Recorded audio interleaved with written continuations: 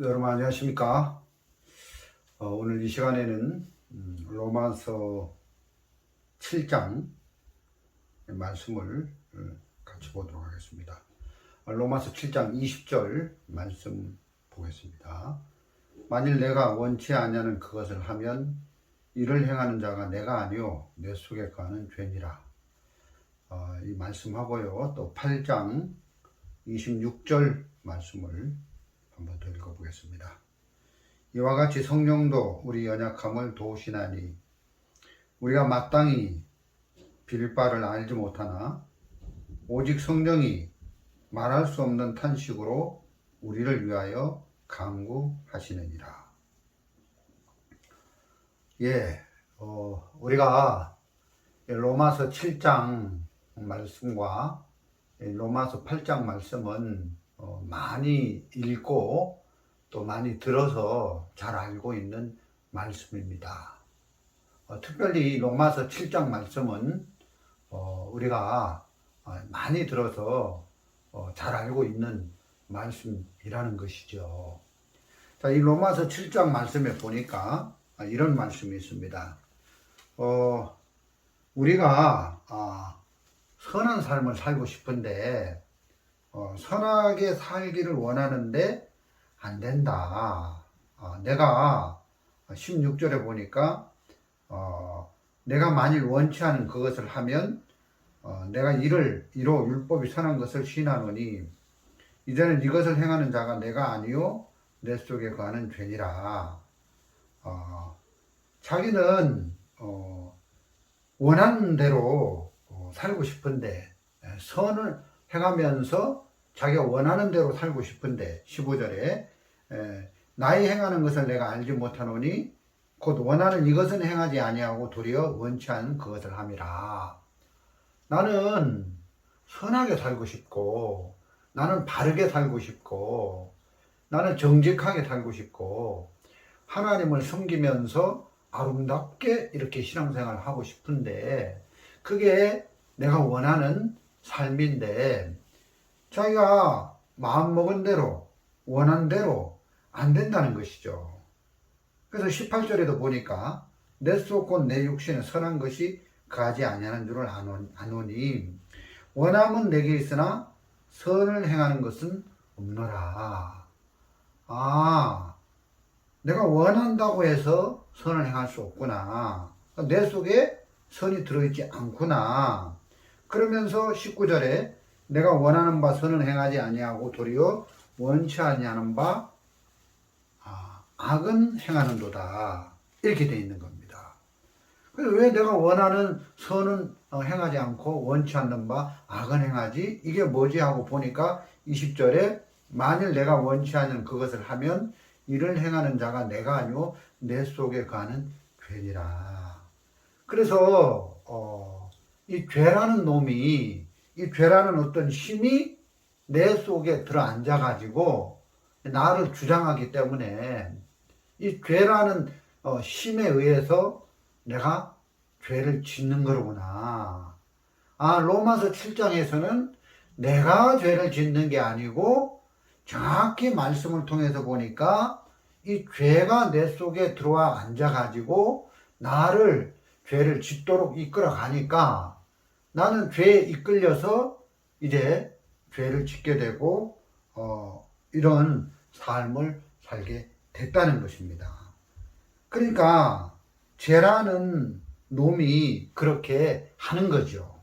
내 안에 들어와 가지고 나는 선하게 살고 싶고 나는 이 죄를 짓는 걸 원치 않는데 내가 원하는 선은 행치 않고 내가 원치 않는 죄를 짓게 되더라. 이게 뭐지 하고 보니까 로마서 오늘 읽은 7장 20절 내 속에 거하는 죄니라. 이 죄라는 놈이 나를 이렇게 하는구나. 나를 이끌어서 이렇게 하는구나. 이런 부분을 우리가 발견하게 된다는 것입니다. 자, 우리가 그래서 저는 이런 말씀을 읽을 때 어떤 생각이 나냐 하면은 저는 오래전에 아프리카 시에라리온 그 내전이 있었던 그런 나라에서 선교를 한 적이 있습니다. 그 나라에 가면 이제 소년병이라고 있습니다. 지금은 없죠. 그 내전 한 11년 가까이 내전이 있었는데요.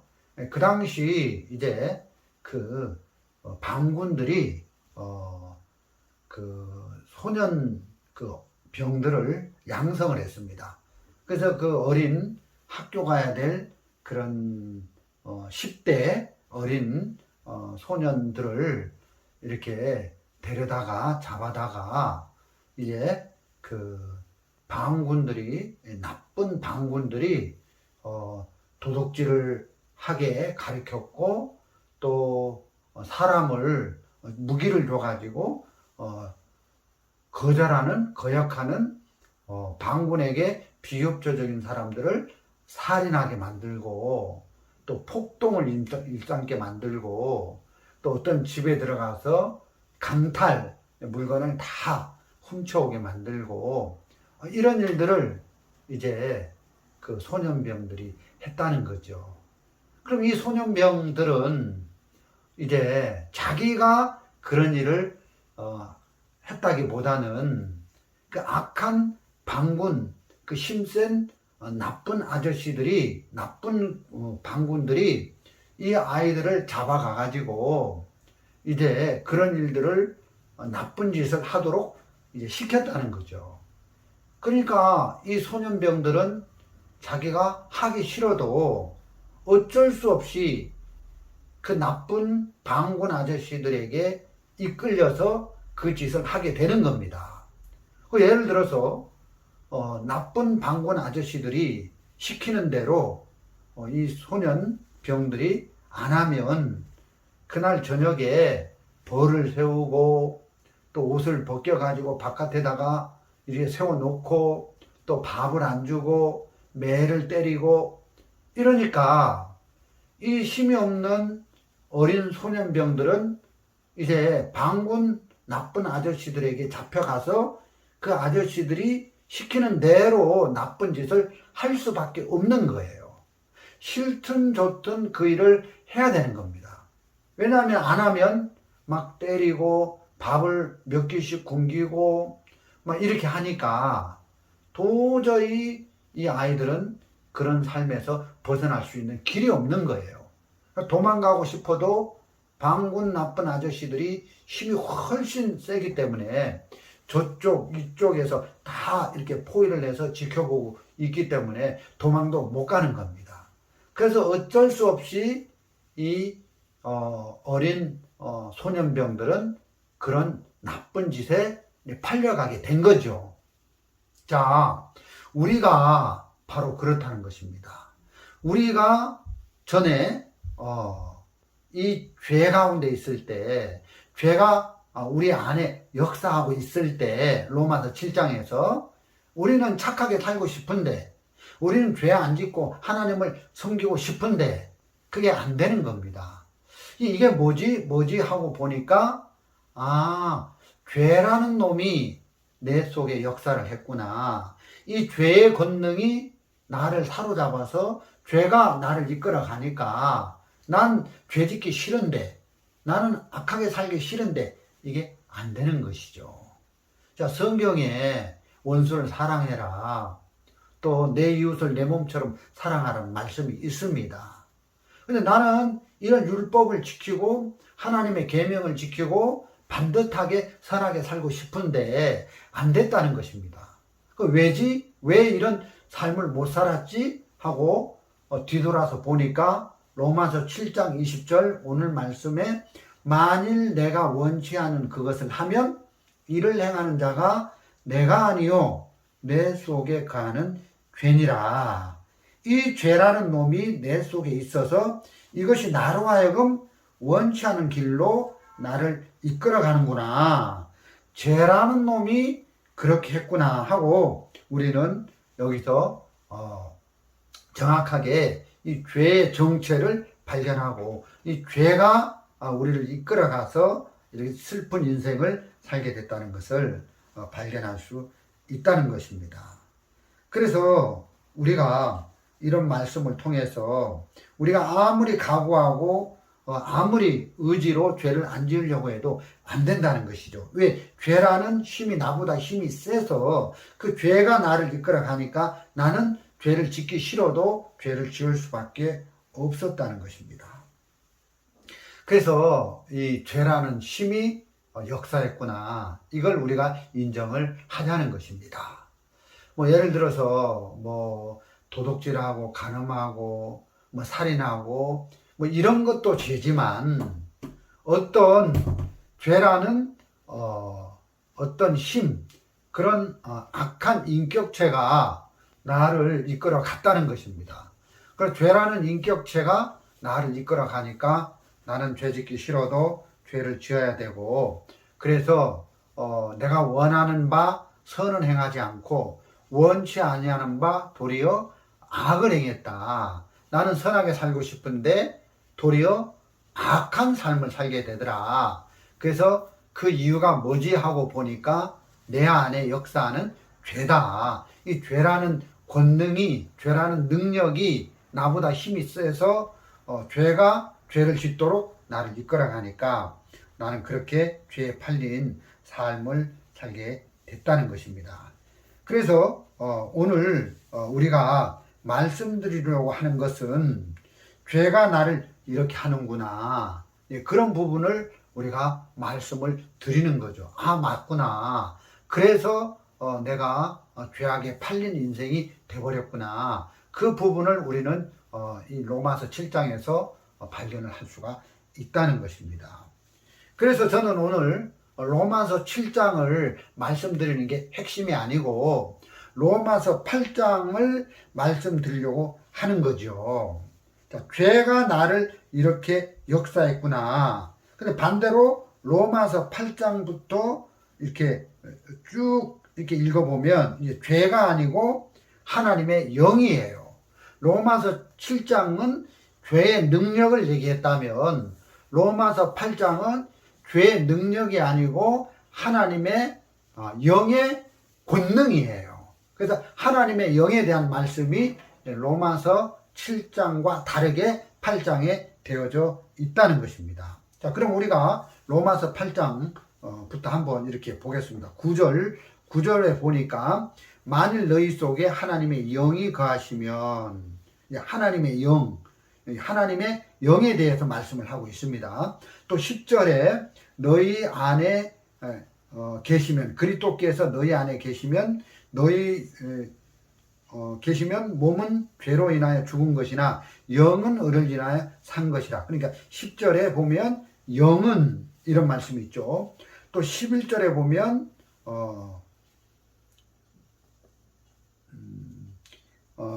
살리는 이의 영이 이런 말씀이 있고, 또 12절에 보면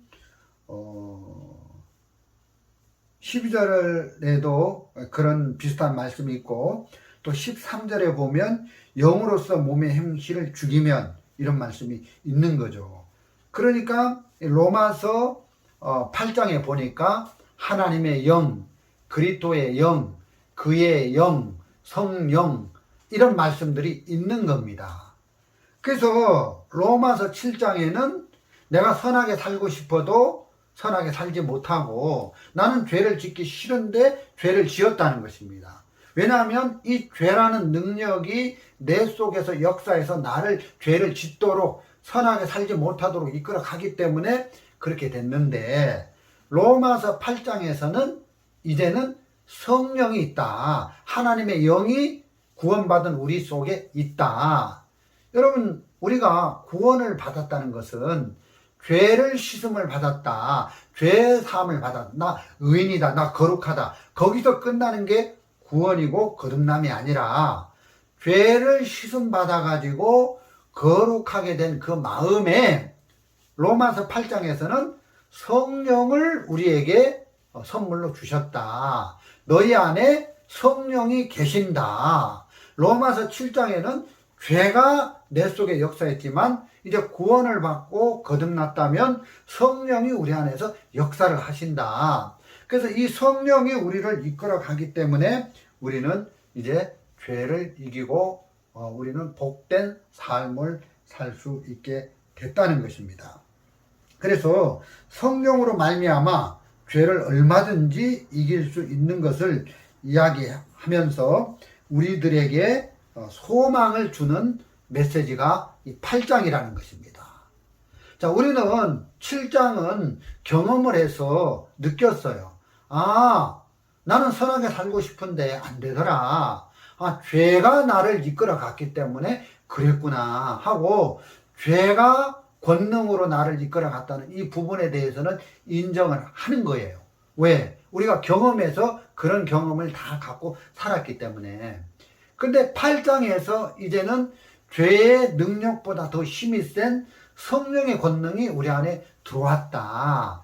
그래서 이제 성령을 의지하고 성령을 바라보면 성령이 우리를 죄를 이기게 하고 이제 우리를 복된 삶으로 인도한다. 그래서 이제 성령의 권능을 더 크게 우리 마음에 품고 부각을 시키고 소망을 가져야 되는데 사람들이 그렇지 못하다는 것입니다. 왜냐하면 이 죄가 능력으로 우리를 끌어가는 로마서 7장은 경험을 통해서 죄를 짓는 경험을 통해서 인정을 하기 때문에 맞다, 그렇구나 하고 동요를 하고 공감을 하는데, 로마서 8장에서 성령이 우리를 이끌어가서 정말 죄를 무기력하게 하고 죄의 힘을 짓누르고 이제 죄에서 벗어나서 정말 복되게 살고, 이런 부분에 대해서는 사람들이 인정을 하기가 어려워하고 이런 부분에는 동감을 잘 못하는 걸 볼 수가 있다는 것입니다. 그래서 우리는 이 죄의 능력을 우리가 인정하듯이 로마서 8장에서 성령의 권능도 우리가 인정을 하고 거기에다가 목적을 더 크게 부여를 해서 살아야 된다. 그래서 하나님께서 로마서 7장에 우리가 원하는 대로 선한 삶을 못 살았지만 로마서 7장에서는 죄가 우리를 이끌어 가니까 그런 삶을 못 살았지만 로마서 8장에서는 이제 성령이 이 죄보다 힘이 더 센 죄를 이기고 능히 선한 삶을 살 수 있는 성령의 권능이 우리 안에 들어왔기 때문에 우리가 원치 않는 죄를 안 짓도록 이 성령이 해주시고, 또 우리가 원하는 선한 삶을 살 수 있도록 성령의 권능이 우리 안에서 역사를 하신다는 것입니다. 자, 로마서 7장에서는 성령의 권능이 아니라 죄의 능력이 우리를 끌어가니까 우리는 죄에서 벗어나서 선한 삶을 살 수 없었습니다. 그렇지만 로마서 8장에서는 성령의 권능이 우리 안에 들어와서 이 성령의 권능이 우리를 이끌어 가니까 우리는 얼마든지 죄를 이기고 밝고 복된 삶을 살면서 하나님을 기쁘시게 하는 삶을 살 수 있게 되어졌다는 것입니다. 이런 부분에 우리가 소망을 두고 살자는 것입니다. 전에 제가 아프리카 시에라리온에서 학교를 지은 적이 있습니다. 교회를 하고 또 많은 학생들, 청소년들을 이제 학교로 불러들여서 복음을 전하고, 이 복음 전하는 일에 학교가 좀 필요하겠다. 그래가지고 교회도 짓고 학교도 짓는 일을 했습니다. 그래서 이제 학교를 지어서 이제 선생님들을 고용을 해서 지내는데, 한 번은 이 나쁜 선생님들이 막 마약도 하고 이런, 저는 몰랐죠. 그런 나쁜 선생님들이 학교를 빼앗는 목적으로 이렇게 학교에 들어와 가지고 저는 이제 모르고 고용을 했는데, 나중에 학생들에게 선동을 해 가지고 저 한국에서 온 목사님이 나쁜 목사님이야. 그래가지고 우리에게 월급을 얼마를 주기로 했는데 조금밖에 안 줘. 이러면서 이제 학생들을 선동을 해가지고 그 학교를 빼앗으려고, 아프리카는 그런 일들이 많거든요. 학교에 난동을 부린 거예요. 저는 뭐 그 아프리카 시에라리온은 대사관도 없고 또 교민도 없고 진짜 그 아주 그 오지 불모지 같은 열악한 환경에서 우리가 선교를 했는데 도와줄 사람이 없는 거예요. 우리 편이 된 사람이 아무도 없는 거예요. 그래서 선생님들이, 나쁜 선생님들이 이제 마음을 같이 하면서 저의 가족을 공격해 오는데 속수무책이죠. 제가 어떻게 그 나라 그 흑인들 힘도 세고 또 마약까지 하고 이런 또 그 나라 언어도 저는 잘 모르고 하는데 그분들이 막 335로 이렇게 짝을 지어 가지고 저를 공격하고 막 돌을 던지고 막 이러면서 저에게 협박을 해 오는데 저는 도저히 무서워서 이길 수가 없는 거죠. 근데 제가 그 당시 그 나라 대통령의 그 사촌이었던 어떤 청년을 알고 있었는데 학교에 그런 폭동이 나자마자 제 친구 되시는 그 청년이 그 대통령의 누나 집으로 저를 인도한 거예요. 그래가지고 그 현 대통령, 현 정권을 잡은 대통령의 누님이 우리 학교에, 우리 교회에 오신 거예요. 그래가지고 그 나쁜 선생님들을 다 불러 드린 거죠. 아니, 대통령의 누님 되시는 분이 호출을 하는데 안 올 수 있습니까? 안 오면 막 그 지역의 경찰을 다 풀어가지고 군인들을 풀어가지고 다 잡을 수도 있으니까 그런 권력이 있잖아요. 그래서 이제 그 대통령의 누님 되시는 그 이름이 마마밀리라고 하는데 그런 분이 이제 오신 거예요. 오셔가지고 제 편에 돼가지고 제가 한국에서 이제 복음을 전하러 이제 이 나라에 왔다는 걸 알고 이런 좋은 하나님의 종을 내가 도와줘야 되겠다 해가지고 저들을 도와서 이제 교회도 하고 학교도 할 수 있었던 것입니다. 여러분 제가 이 말씀을 왜 하냐면은 그 나쁜 선생님들이 저를 해코지를 하는 거죠. 교회도 못하고 학교도 못하게 방해를 할 때 저는 그 나쁜 선생님들을 이길 힘이 없지만 그 제 친구 되시는 분이 그 나라 대통령의 친척인데 그 대통령의 누님 되시는 분을 저한테 소개를 해주시고 우리 학교로 보내줬단 말이에요. 나를 도와달라고. 그러니까 그분이 오셔가지고 제 편이 돼서 도와주니까 그 나쁜 놈들이 꼼짝 못하는 거죠.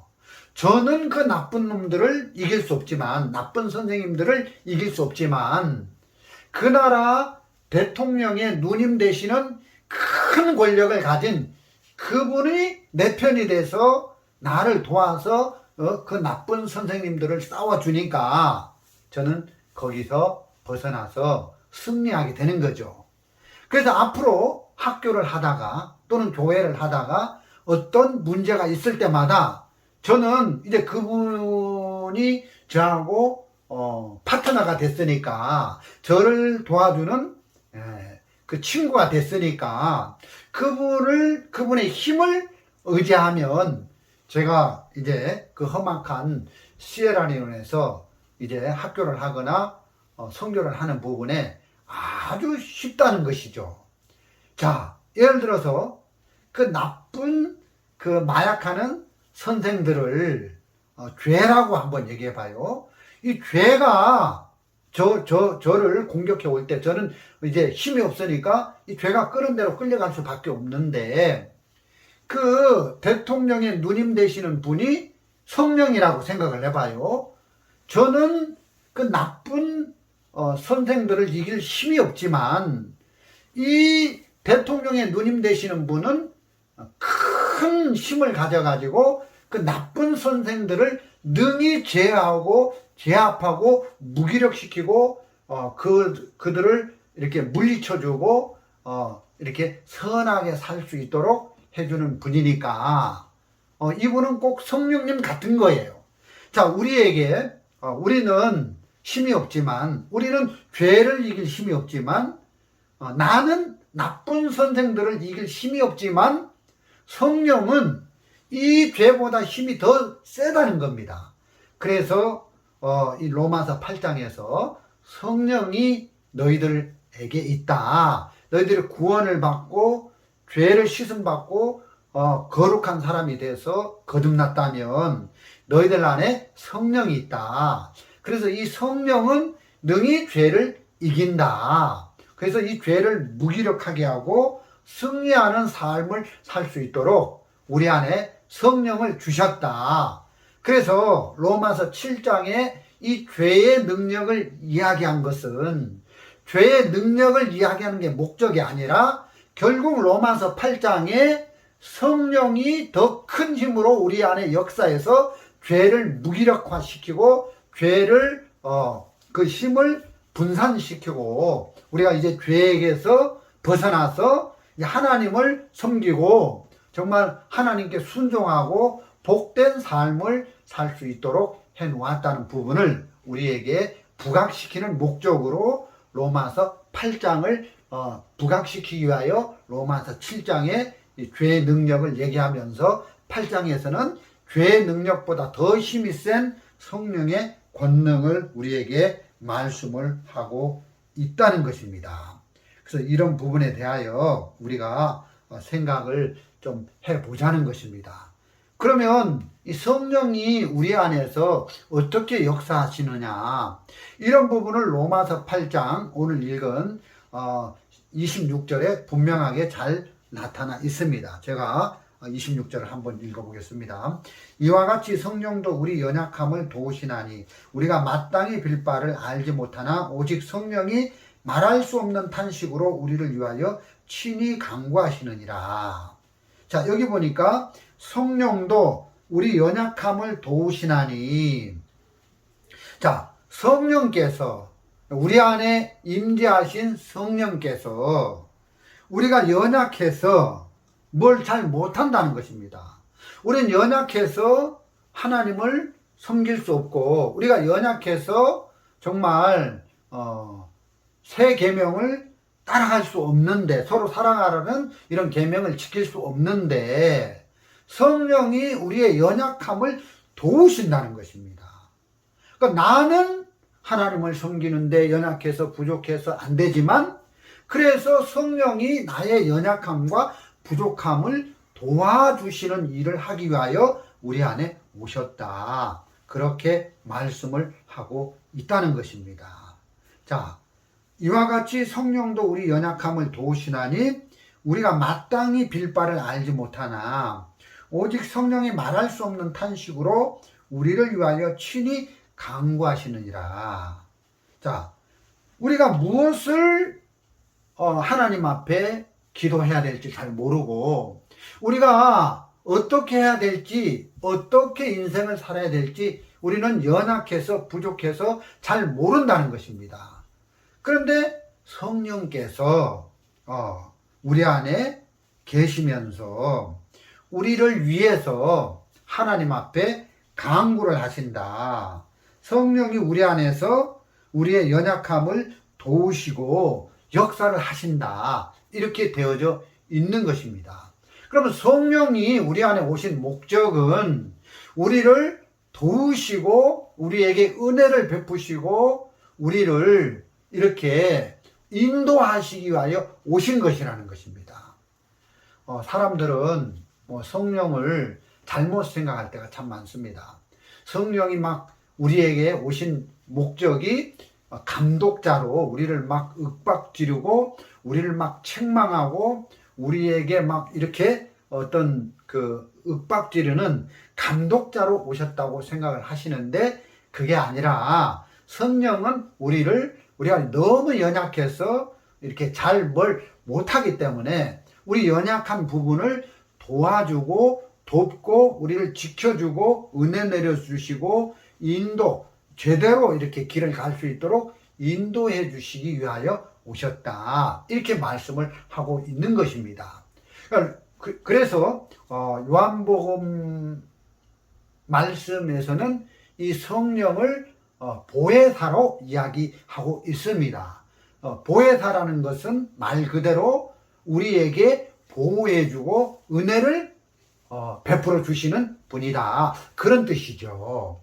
자, 이 보혜사 성령을 다른 말로 하면 위로자다. 이런 뜻도 있습니다. 위로. 우리가 너무 연약해서 우리는 제대로 이렇게 삶을 살 수 없는데 위로자 대신 보혜사 성령께서 우리를 위로해 주시고 우리를 잘 보호해 주셔서 인도를 해 주시니까 우리의 삶이 복될 수밖에 없다는 것이죠. 자, 예를 들어서 제가 우리 아이들을 자녀들의 교육 문제로 아버지가 자녀들을 교육할 때 저는 뭐 아이들을 잘해줄 때도 있지만 아이들이 잘못됐을 때는 체벌도 한다는 거예요. 아이들을 책망도 한다는 거죠. 징계도 하고. 그러면 이제 아이들이 아버지의 책망이나 징계를 받으면 아버지가 무서운 분으로만 생각을 하는데 아버지가 아이들을 책망을 할 때 제 아내는 어머니는 충분하게 아이들에게 설명을 한다는 거죠. 아버지가 너희들을 책망하고 징계를 할 때, 너희들 이렇게 매질을 할 때 아버지 마음은 너무 아파서 울고 계셔. 아버지는 너희들을 매질을 하는 게 진짜 아버지의 목적이 아니고 책망하고 징계를 내리는 게 아버지의 목적이 아니고 너희들을 정말 사랑하기 때문에 책망을 하고 징계를 하면서 아버지는 울고 있는 거야 하고 어머니가 아버지의 마음을 충분하게 아이들에게 가르쳐 주는 거예요. 그러면 아이들은 그 어머니의 그 도움, 어머니의 이야기를 듣고 그렇구나 하고 그 아버지를 향하여 무섭거나 아버지를 향해 마음을 닫는 게 아니라 아버지에 대한 사랑을 마음에 크게 부각시켜줘서 아버지하고 하나가 되게 하는 그런 일들을 어머니가 하시는 거예요. 마찬가지로 이 성령이 우리를 우리 마음속에 역사를 해서 하나님을 향하여 마음을 열 수밖에 없도록 또 하나님이 우리에게 어떤 존재라는 것을 가르쳐주는 일을 이 성령이 하시는 거예요. 그 가정에서 아버지가 하나님의 어떤 모습이라면 가정에서 어머니는 성령의 모습이다. 아이들이 우리라면 그렇다는 것입니다. 내가 아이라면 어머니는 성령의 모습으로 나타나고 아버지는 하나님의 모습으로 나타난다는 것입니다. 그래서 성령의 말할 수 없는 탄식으로 우리를 위하여 간구하시느니라. 그래서 성령이 우리들에게 존재하는 목적이 무엇인가? 이 부분을 우리는 알 필요가 있다는 것입니다.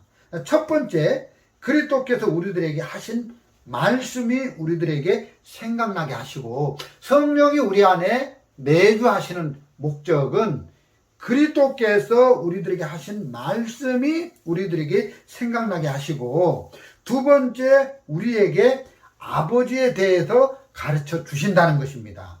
그리고 성령이 우리를 위로해 주시고 보호해 주시고 이런 분으로 우리 안에 살아 계신다는 것입니다.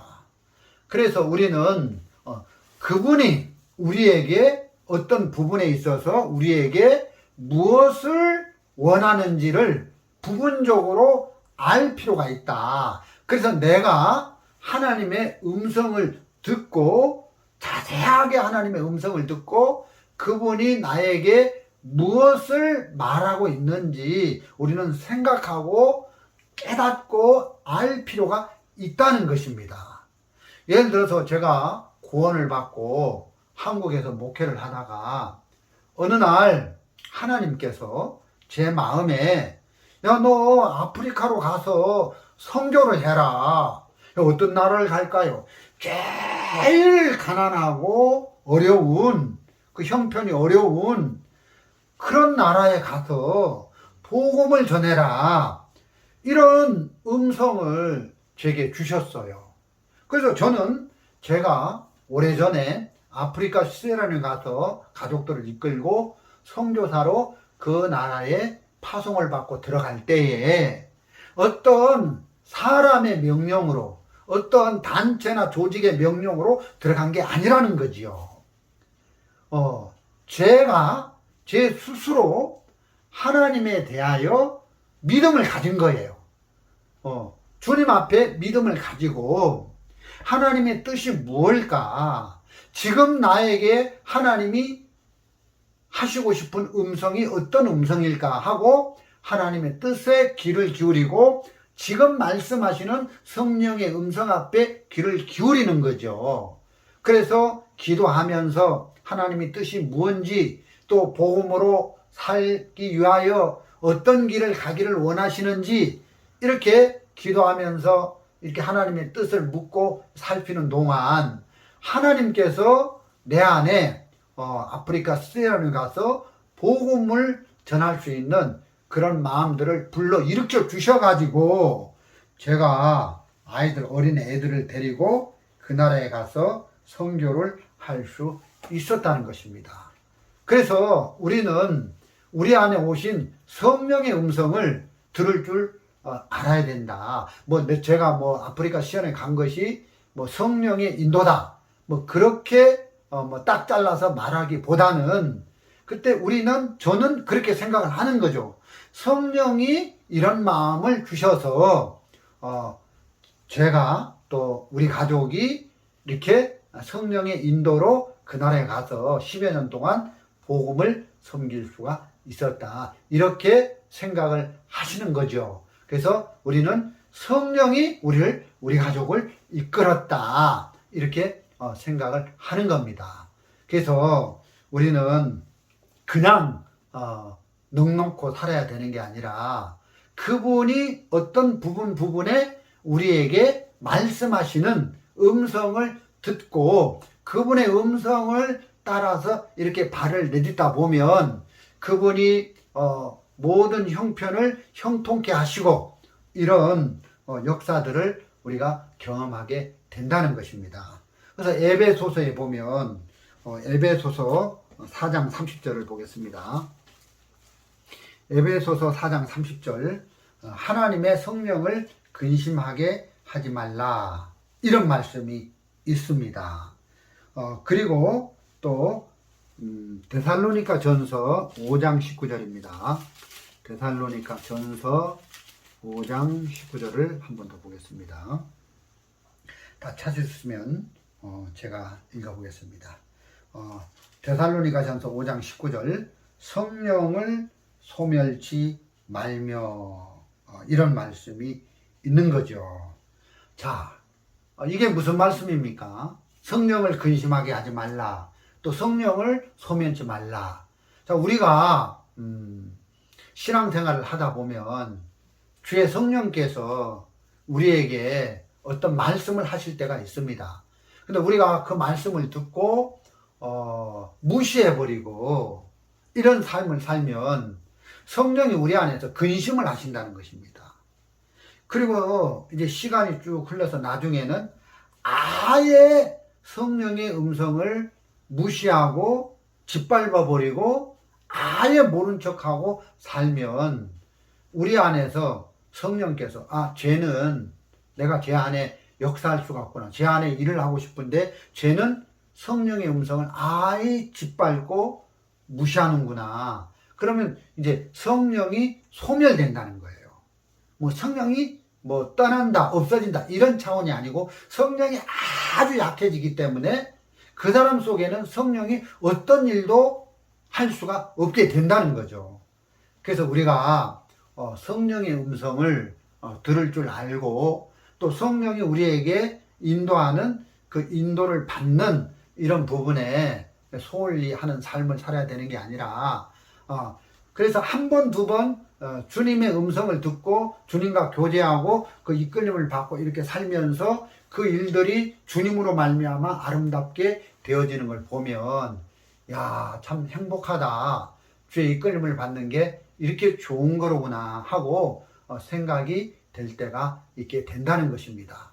그래서 사람들은 성령의 인도는 신령한 목사님들이나 받는 거지 믿음이 없는 평신도들은 성령의 인도를 받을 수 없어. 그러면서 이제 성령의 인도를 받는 것을 아주 고차원적인 신앙의 경지에 있는 사람들만 성령의 인도를 받는 거다 이렇게 생각을 하는데 잘못됐다는 것입니다. 성령의 인도는 아무나 받을 수 있도록 쉽게 진짜 아까 로마서 8장 26절 말씀처럼 그러므로 성령이 제가 읽어보겠습니다. 5장 로마서 8장 26절 말씀 이와 같이 성령도 우리 연약함을 도우시나니 자 우리가 연약하기 때문에 우리가 못하는 사람이기 때문에 우리가 믿음도 없고 신령하지도 않고 영적이도 않고 그냥 그런 형편없는 사람이기 때문에 연약하고 부족한 사람이기 때문에 성령이 우리에게 오신 것이다. 그래서 성령은 아주 믿음이 있고 말씀에 깊이가 있는 신령한 종들에게만 역사하는 게 아니다는 것입니다. 그래서 우리는 이 성령의 인도를 받는 것을 어렵게 생각하고 성령의 인도를 받는 것을 아주 고차원적인 일로 생각을 해왔는데 잘못됐다. 잘못된 신앙을 해왔다. 그래서 우리는 이런 성령의 인도를 받는 것을 어렵게 생각하고 한 번도 성령의 인도를 받아본 적이 없어서 이렇게 생각하는 것들이 이 성령의 인도를 어떻게 받는지 이런 부분에 들은 적이 없고 자주 배워본 적이 없기 때문에 그렇게 생각을 한다는 것입니다. 그래서 우리가 성령의 인도를 어떻게 받는지에 대하여 들을 필요가 있고 또 배울 필요가 있다는 것입니다. 저는 시골교회에서 사역을 한 적이 있습니다. 그 시골교회에 가보면 그 모치님, 부치님들이 몸이 약하기 때문에 그 유모차를 끌고 이렇게 걸어가는 걸 보았습니다. 뭡니까? 바퀴가 4개 있는 유모차를 끌고 다니는 겁니다. 여러분, 건강한 사람에게, 잘 걸어 다니는 사람에게 그 유모차, 4발 가진 유모차는 걸거치겠죠. 그럼 4발 가진 유모차는 어떤 분에게 필요합니까? 허리가 휘어졌다든가, 아니면은 뭐 협착증이 있다든가, 아니면은 뭐 관절이 무너졌다든가, 걸을 수 없는 연약한 그런 형편없는 그런 몸을 가진 그런 분들을 위해서 나이가 들고 연세가 들고 힘이 다 빠져서 이제 스스로의 힘으로 걸을 수 없는 분들에게 이 유모차가 필요한 것처럼, 그래서 유모차는 그분들에게는 아주 진짜 걸을 때 필요하고 도움을 주는 도구가 되는 것처럼 이 성령이 우리에게 오신 것은 그렇다는 것입니다.